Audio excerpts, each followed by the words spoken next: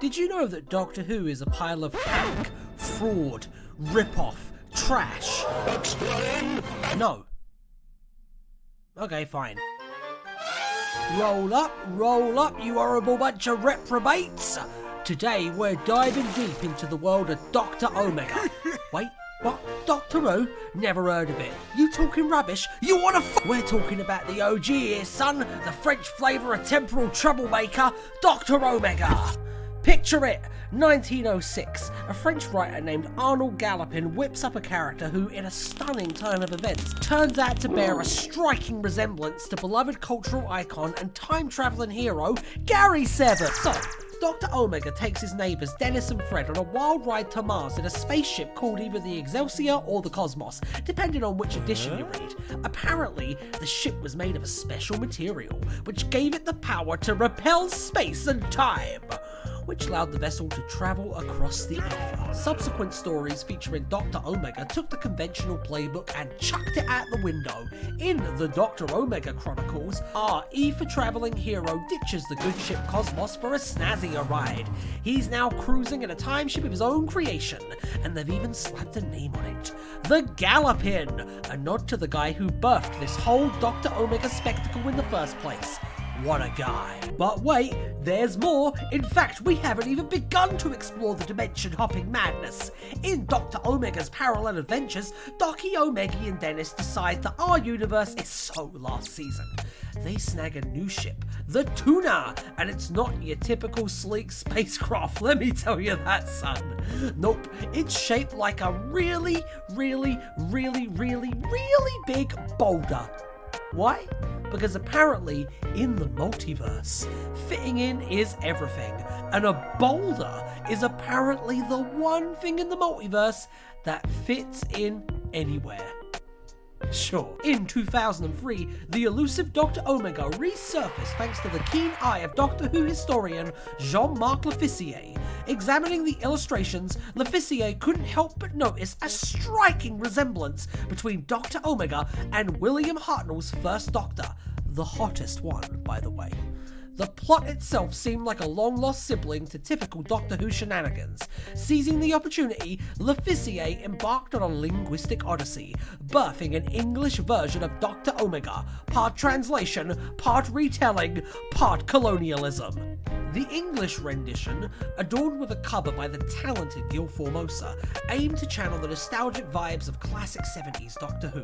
Launched in 2003 by Black Coat Publishing to coincide with Doctor Who's 40th anniversary, the book featured a foreword by the legendary Terrence Dicks. A more authentic, unabridged English translation followed, courtesy of the distinct yet similarly named American publisher, Black Cat Publishing. What motivated these alterations, you ask? Well, Lofficier had a cunning plan. He envisioned Dr. Omega not as a mere human scientist, but as an alias, assumed by the actual First Doctor before the events of an unearthly child. Omega now casually hinted at having a granddaughter, and dropped some hints about fellow space-time vessel creators from another mysterious country. Descriptions of Martian species encountered by Dr. Omega underwent a makeover, suggesting evolution into the Ice Warriors and H.G. Wells' Martians for some reason. The text even threw in a suggestion that Dr. Omega and Dennis had ventured not only across space, but several billion years into the past, rewriting Mars' depiction from the original text as a bustling hub of life in 1905. Time travel and retconning. This really is Doctor Who. After contributing twice to Tales of the Shadowmen, the seasoned Doctor Who writer John Peel took a leap into the audio realm. He penned a full-cast audio drama titled The Silent Planet for Who Dares Publishing in 2017, accompanied by a quick prequel comic named Galapagos Planet. The plot? Dr. Omega, tired of rubbing shoulders with boulders, takes a detour through alternate universes, a move that screams deja vu to Doctor Who.